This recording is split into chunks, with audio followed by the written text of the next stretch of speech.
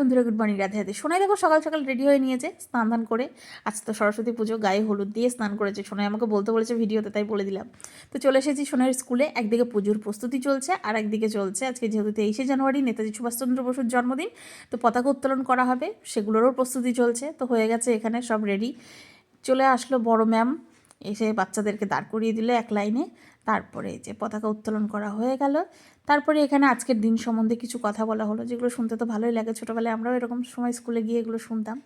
তারপরে এই যে নেতাজি সুভাষচন্দ্র বসুর ফটোতে ফুলদান করা হলো, তারপর জাতীয় সঙ্গীত গাওয়া হলো। এরপর চলে আসলাম যেখানে পুজো হবে সেইখানে, স্কুলের ভেতরে। তো এসে এখানে সব ছোট ছোট খুদে খুদে ভক্তরা অপেক্ষায় আছে কখন পুষ্পাঞ্জলি দেবে। যে পুষ্পাঞ্জলি দেওয়া গেছে, বাড়ি চলে এসেছি। এসে সোনাইকে একটা ওটসের অমলেট করে দিলাম। সোনাই তো খেয়ে খুব খুশি। তারপর একটু রেস্ট নিয়ে আবার দুপুরে চলে গেলাম স্কুলে। আজকে দুপুরে খাওয়া দাওয়া আছে। আর গিয়ে দেখো সবাই ফটো তুলতে ব্যস্ত, মায়েরা, আমরাও ফটো তুলেছি। তারপরে বসে পড়েছি লাঞ্চে। চলো লাঞ্চে কী আছে দেখিয়ে দিই। এখানে আছে ঝরঝরে পোলাও। সত্যি পোলাওটা খেতে খুব সুন্দর হয়েছিল। আর ছিল আলুর দম কড়াইশুঁটি দিয়ে। আমরা খেতে খেতে মাঝখানে এই যে আমি একটু শয়তানি করছিলাম ফোন নিয়ে। আর এই দেখো লাস্ট পাতে আছে মিষ্টি, চাটনি, পাঁপড়। ব্যাস খাইয়ে দিয়ে বাড়ি চলে আসলাম। টাটা।